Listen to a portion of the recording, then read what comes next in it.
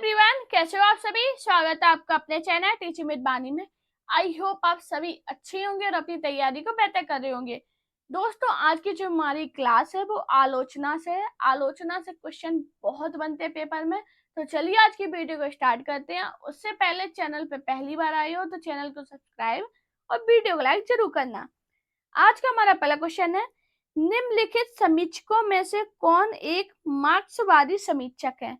रामचंद्र शुक्ल, रामविलास शर्मा, नंद दुलारे वाजपेयी, हजारी प्रसाद द्विवेदी।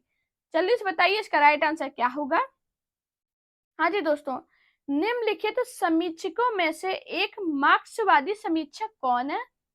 तो दोस्तों आपको याद रखना, जो रामविलास शर्मा है एक मार्क्सवादी समीक्षक है। तो इसका राइट आंसर क्या होगा? क्या होगा? Option B. अब इनकी प्रमुख आलोचनाओं की बात करें, रामविलास शर्मा की प्रमुख आलोचनाएं कौन कौन सी हैं? प्रेमचंद, जो कब इनकी आई थी? 1941 में। भारतेंदु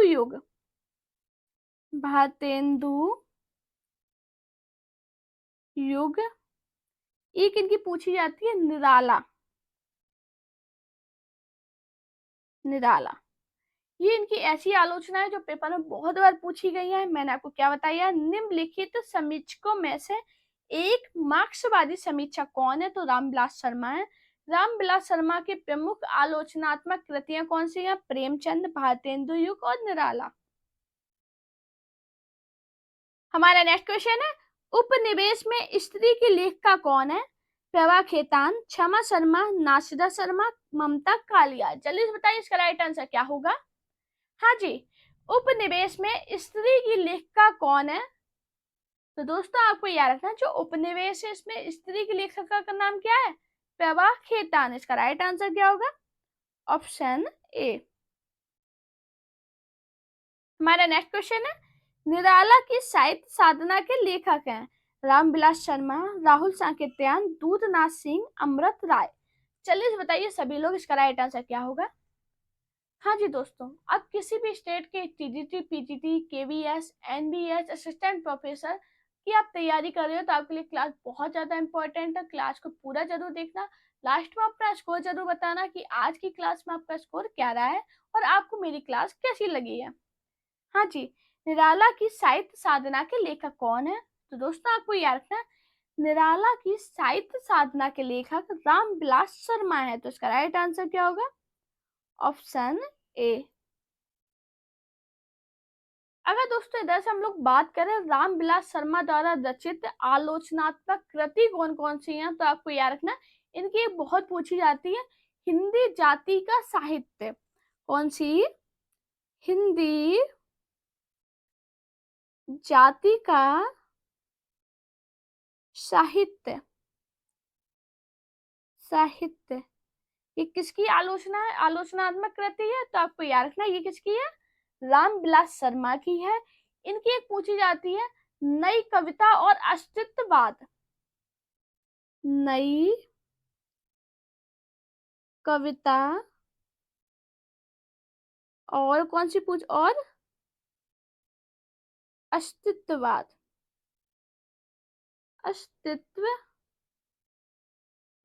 बहुत इंपॉर्टेंट इनकी दो आलोचनात्मक कृति है, बहुत बार पेपर में पूछी जाती है कि हिंदी जाति का साहित्य किसकी आलोचनात्मक कृति है। तो आपको याद रखना, रामविलास शर्मा की। नई कविता और अस्तित्ववाद किसकी आलोचनात्मक कृति है? रामविलास शर्मा की। मोस्ट इंपॉर्टेंट, अपने नोट्स बनाते उसमें जरूर लिख लेना। हमारा next most most important question, साहित्य लोचन के लेखक हैं? नामवर सिंह, महावीर प्रसाद द्विवेदी, श्याम सुंदर दास, गुलाब राय। जल्दी से बताइए इसका राइट आंसर क्या होगा। हाँ जी दोस्तों, साहित्य लोचन के लेखक कौन है? तो दोस्तों आपको याद रखना, जो साहित्य लोचन है इसके लेखक श्याम सुंदर दास है। इसका राइट आंसर क्या होगा? Option C. अब इनके द्वारा रचित अन्य आलोचनात्मक रचनाएं कौन कौन सी हैं? तो एक पूछी जाती है पेपर में, भाषा विज्ञान। भाषा विज्ञान। एक इनकी पूछी जाती है, भाषा रहस्य। भाषा रहस्य। और कौन सी पूछी जाती है? रूपक रहस्य। रूपक रहस्य, ये इनकी ऐसी आलोचनात्मक कृतियां जो पेपर में पूछी ही गई हैं। एक पूछी जाती हिंदी भाषा का विकास। हिंदी भाषा का विकास। मैंने आपको क्या बताया? साहित्य लोचन के लेखक कौन है? श्याम सुंदर दास है। इनकी अन्य आलोचनात्मक रचनाएं कौन सी हैं? भाषा विज्ञान, भाषा रहस्य, रूपक रहस्य और हिंदी भाषा का विकास। हमारा नेक्स्ट, और ये भी बहुत ज्यादा इंपॉर्टेंट क्वेश्चन है, मिश्र बंधु द्वारा लिखित हिंदी नवरत्न में इनमें से किस कवि को साहित्य स्थान नहीं मिला? सूरदास, गोस्वामी तुलसीदास, मलिक मोहम्मद जायसी, केशव दास। जल्दी से बताइए इसका राइट आंसर क्या होगा? हाँ जी दोस्तों, क्या होगा इसका राइट आंसर? क्या होगा? तो दोस्तों आपको याद रखना है, मिश्र बंधु द्वारा लिखित हिंदी नवरत्न में किसे स्थान नहीं मिला? मलिक मोहम्मद जायसी को। तो इसका राइट आंसर क्या होगा? Option C. बाकी आप सभी को पता है स्थान किसे किसे दिया गया? तुलसीदास को। तुलसीदास मैं शॉर्ट में लिख रही हूँ, आप लोग अगर पहली बार देख रहे हो क्लास तो ये जरूर लिख लेना, इससे क्वेश्चन बनता है। तुलसीदास को दिया। सूरदास, सूरदास। और किसे मिला है? किसे मिला है? महाकवि देवदत्त देव, हम देव लिख ले रहे सिर्फ है। देव। बिहारी लाल, बिहारी लाल। और किसे मिला? भूषण और मतीराम। भूषण और मतीराम। मतीराम। किसे मिला? केशव दास को। केशव दास को मिला। और किसे मिला है? कबीर दास को मिला, कबीर को मिला है। और किसे मिला है? चंदवरदाई, चंदवरदाई। और किसे मिला है? भारतेंदु को, भारतेंदु, भारतेंदु हरिश्चंद्र को मिला है। मैंने आपको क्या बताया? हिंदी नवरत्न में किन कवियों को स्थान दिया गया? तुलसीदास, सूरदास, देवदत्त। देवदत्त पूरा नाम इनका क्या था? महाकवि देवदत्त देव। बिहारी लाल। और भूषण कौन है? त्रिपाठी बंधु भूषण और मतीराम। केशव दास, कबीर दास, चंद्रबरदाई, भारतेंदु हरिश्चंद्र। आपको याद रखना, ये पेपर में बहुत बार पूछा गया क्वेश्चन है कि हिंदी नवरत्न में कौन कौन आते हैं मिश्र बंधु द्वारा। तो आपको याद रखना है, सभी के नाम याद रखना है।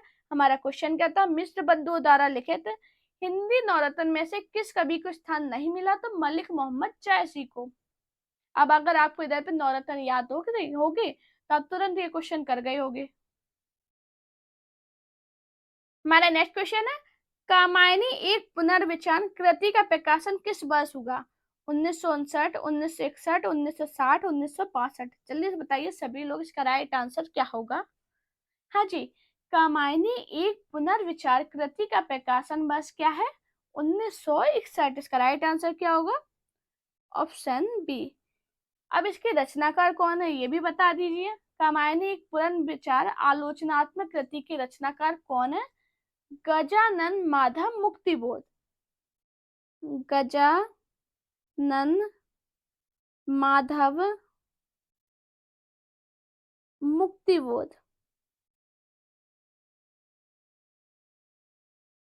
अच्छा दोस्तों, आप लोगों को ये तो नहीं लगता मैं कुछ ज्यादा ही समझा देती हूँ? मैं इसलिए बताती हूँ कि अगर आप कोई क्वेश्चन किया है तो आप उस चीजों को समझ लो, इसलिए समझाती हूँ क्योंकि पेपर में क्वेश्चन बनता है और जब डीप में क्वेश्चन बन जाता है तो आप लोग कंफ्यूजन में आ जाओगे कि ये तो हमने पढ़ा ही नहीं है। इसलिए मैं आपको बहुत अच्छे से एक्सप्लेन करती हूँ।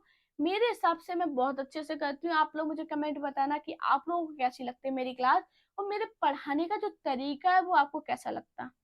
हमारा क्वेश्चन क्या था? कामायनी एक पुनर्विचार कृति का प्रकाशन वर्ष किस वर्ष हुआ? तो आपको याद रखना, कामायनी एक पुनर्विचार कृति का प्रकाशन वर्ष 1961 है।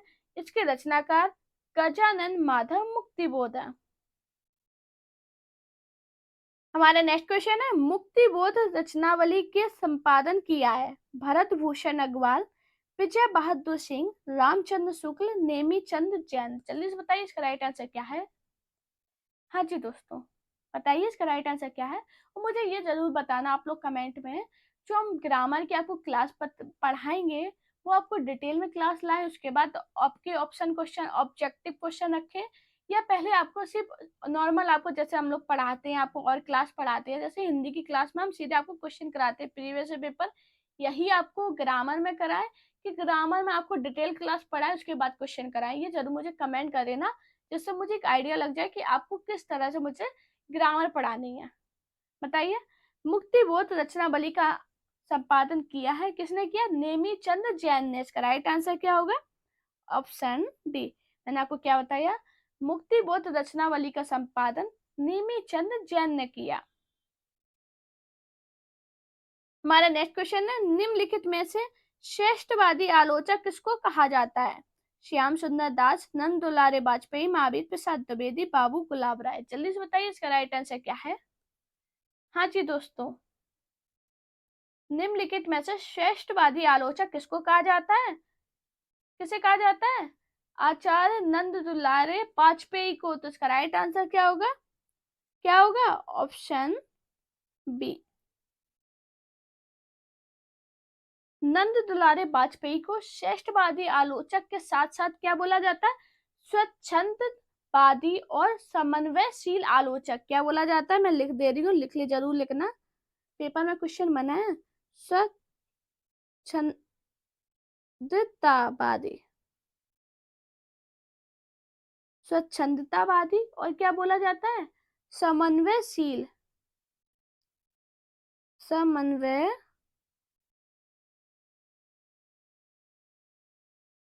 समन्वयशील। मैंने आपको क्या बताया, जो नंद दुलारे वाजपेयी है ना, श्रेष्ठवादी आलोचक, स्वच्छंदतावादी आलोचक या समन्वयशील आलोचक कहा जाता है। दोस्तों ये पॉइंट अपने नोट्स में जरूर लिखना, बहुत इंपॉर्टेंट पॉइंट है, बहुत बार पेपर में पूछा गया। तो देखो, श्रेष्ठवादी आलोचक दिया गया, कहीं आपको स्वच्छंदतावादी दे देंगे या समन्वयशील दे देंगे। हमारा नेक्स्ट क्वेश्चन है, रंग दर्शन के रचनाकार है मोहन राकेश, नेमी चंद्र जैन, लक्ष्मी नारायण लाल, जयदेव तनेजा। जल्दी से बताइए इसका राइट आंसर क्या होगा। हाँ जी दोस्तों, रंग दर्शन के रचनाकार कौन है। तो दोस्तों आपको याद रखना, जो रंग दर्शन है इसके रचनाकार नेमी चंद्र जैन है। इसका राइट आंसर क्या होगा, ऑप्शन बी। अगर नेमी चंद्र जैन के जन्म और निधन की बात करें, इनसे क्वेश्चन बना है, तो आपको याद रखना इनका जन्म 1919 में हुआ था और निधन कब हुआ है, 2005 में। 1919 में जन्म हुआ था और 2005 में क्या हुआ, निधन। मैंने आपको क्या बताया, रंग दर्शन के रचनाकार नेमी चंद्र जैन है, इनका जन्म 1919 में तथा निधन 2005 में हुआ था। हमारा नेक्स्ट क्वेश्चन है, प्रेमचंद को कबीर के बाद हिंदी का सबसे बड़ा व्यंग्यकार किसने माना है, अमृत लाल नागर, रामविलास शर्मा, हजारी प्रसाद द्विवेदी, भीष्म सायनी। जल्दी से बताइए इसका राइट आंसर क्या है। हाँ जी, आज के जितने भी क्वेश्चन है ये प्रीवियस क्वेश्चन पेपर से लिए गए, तो सभी इंपॉर्टेंट है। अगर आपने पहली बार क्लास देखी है तो उसे एक बार जरूर दोबारा देखना और मुझे कमेंट में बताना कि आपका स्कोर क्या रहा है। अगर आपका पहली बार में स्कोर अच्छा नहीं जा रहा, आपके क्वेश्चन गलत हो रहे हैं, तो एक बार क्लास को देखना, उसके बाद थोड़ा टाइम देना, उसके बाद दोबारा क्लास को देखना, तो आपको एक आइडिया लग जाएगा कि हाँ आपने जितने भी क्वेश्चन पढ़े हैं आपको ये समझ में आ गए हैं। प्रेमचंद को कबीर के बाद हिंदी का सबसे बड़ा व्यंग्यकार किसने माना है, तो किसने माना है, रामविलास शर्मा ने। इसका राइट आंसर क्या होगा, ऑप्शन बी। मैंने आपको क्या बताया, प्रेमचंद को कबीर के बाद हिंदी का सबसे बड़ा व्यंग्यकार रामविलास शर्मा ने माना है। हमारा नेक्स्ट क्वेश्चन है, हिंदी में मार्क्सवादी समीक्षक हैं आचार्य रामचंद्र शुक्ल, डॉक्टर नामवर सिंह, डॉक्टर नगेंद्र या नंद दुलारे वाजपेयी। जल्दी से बताइए इसका राइट आंसर क्या होगा। हाँ जी दोस्तों, हिंदी में मार्क्सवादी समीक्षक कौन है, तो दोस्तों आपको याद रखना, जो हिंदी में मार्क्सवादी समीक्षक है कौन है, डॉक्टर नामवर सिंह। इसका राइट आंसर क्या होगा, ऑप्शन बी। मैंने आपको क्या बताया, डॉक्टर नामवर सिंह हिंदी में मार्क्सवादी समीक्षक हैं। हमारा नेक्स्ट क्वेश्चन है, कबीर और तुलसी भाषा में एक मिशन के तहत लिख रहे थे, यह कथन किसका है? आचार्य रामचंद्र शुक्ल, हजारी प्रसाद द्विवेदी, रामविलास शर्मा, बच्चन सिंह। जल्दी से बताइए इसका राइट आंसर क्या होगा। हाँ जी दोस्तों, कबीर और तुलसी भाषा में एक मिशन के तहत लिख रहे थे, यह कथन किसका है? बच्चन सिंह का। इसका राइट आंसर क्या होगा? Option D. ये भी बहुत इंपॉर्टेंट कथन है, काफी बार एग्जाम में पूछा गया है। हमारा नेक्स्ट क्वेश्चन है, मुक्ति बोध की प्रतिबंधित पुस्तक का क्या नाम था? नई कविता का आत्मसंघर्ष तथा अन्य निबंध, नए साहित्य का सौंदर्य, सतह से उठता आदमी, भारत इतिहास और संस्कृति। जल्दी से बताइए इसका राइट आंसर क्या होगा। हाँ जी, क्या होगा इसका राइट आंसर? सभी लोग मुझे लास्ट में अपना स्कोर जरूर बताना कि आपका स्कोर क्या रहा है। आज के हमारे 20 प्रश्न थे, 20 में आपने कितने सही किए। मुझे एक कमेंट आया था कि मैं मेंशन किया कीजिए कौन से नंबर का एक क्वेश्चन है, मतलब 1 2 3 क्वेश्चन में डाला कीजिए। तो अभी ये हमारी पीडीएफ बन चुकी थी, इसलिए मैं इसमें नहीं कर सकती थी। आगे जो हम पीडीएफ बनाएंगे उसमें मैं क्वेश्चन का नंबर आपको जरूर मेंशन करूंगी। अभी बताइए, मुक्ति बोध की प्रतिबंधित पुस्तक का नाम क्या था? भारत साहित्य और संस्कृति। इसका राइट आंसर क्या होगा? Option D. अब इनकी प्रमुख कृतियों की बात करें, इनकी कृति कौन सी है? नए साहित्य का सौंदर्य शास्त्र, नए साहित्य का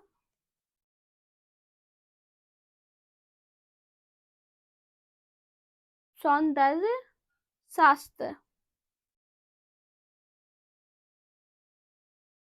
नए साहित्य का सौंदर्य शास्त्र, कामायनी एक पुनर्विचार, कामायनी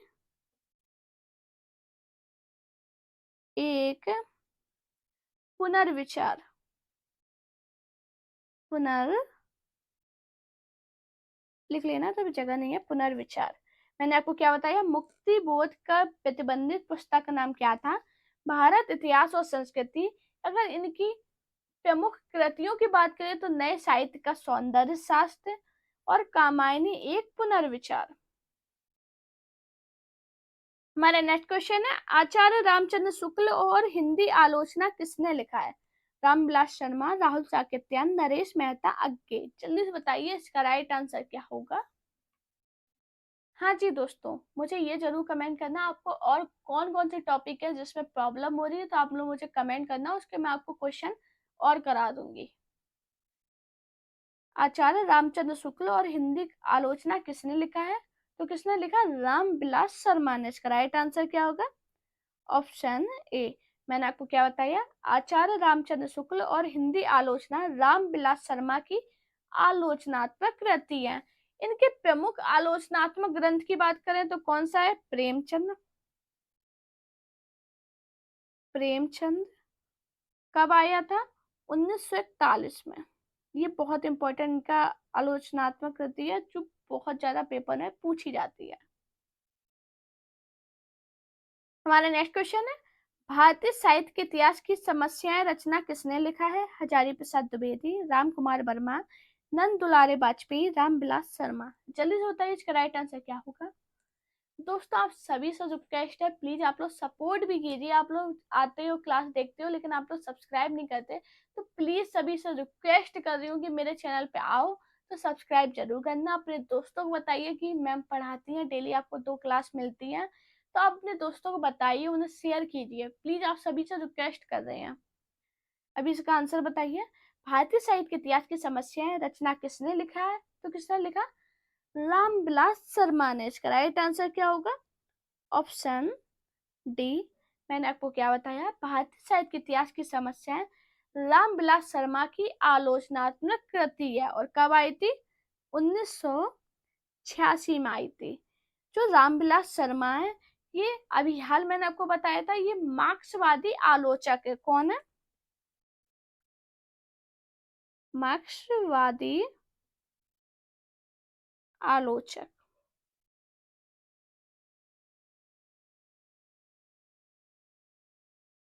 हमारा नेक्स्ट क्वेश्चन है, ज्ञान राशि में संचित कोश की ही नाम साहित्य है, कथन किसका है? भारतेंदु हरिश्चंद्र, आचार्य रामचंद्र शुक्ल, बालकृष्ण भट्ट, महावीर प्रसाद द्विवेदी। जल्दी से बताइए सभी लोग, इसका राइट आंसर क्या होगा? हाँ जी दोस्तों, क्या होगा इसका राइट आंसर? ज्ञान राशि से संचित कोश ही है नाम साहित्य है। किसका कथन है? तो आपको याद रखना दोस्तों, ये जो कथन है ये महावीर प्रसाद द्विवेदी का है। इसका राइट आंसर क्या होगा? Option D. ये भी इम्पोर्टेंट क्वेश्चन है, अपने नोट्स बनाते हो, जिन्हें पता नहीं होगा उन्हें बता दें। हमने आप सभी की कॉपियां बनवाई थी, जिसमें मैंने आपको जो इम्पोर्टेंट पॉइंट होते हैं वो बताती हूँ कि अपने नोट्स में लिख लो। ये इसलिए बताती हूँ कि आपका जब एग्जाम आएगा, आप लोगों को, मुझे पता है आप लोगों ने कहीं से बैच ले रखी होंगी, आपके पास मोटी मोटी किताबें होंगी जिससे आप पढ़ते होगे, बहुत बड़े बड़े यूट्यूब चैनल से आप पढ़ते हो और चीज़ों से पढ़ते हो, मुझे कोई दिक्कत नहीं है। लेकिन मेरे कहने पे एक पतली सी कॉपी बना लीजिए जिसमें जो पॉइंट मैं बताती हूँ ये लिख लो, ये जरूर लिख लेना। क्योंकि क्या होगा, जब एग्जाम देने जाओगे ना, आपसे मोटी किताबें नहीं पढ़ी जाएंगी, क्योंकि उस टाइम प्रेशर होता है। तो आप मेरे वो नोट पढ़ लेना, आपका बहुत सारे पॉइंट का रिवीजन हो जाएगा। हमारा नेक्स्ट क्वेश्चन है, देव और बिहारी किसकी पुस्तक है?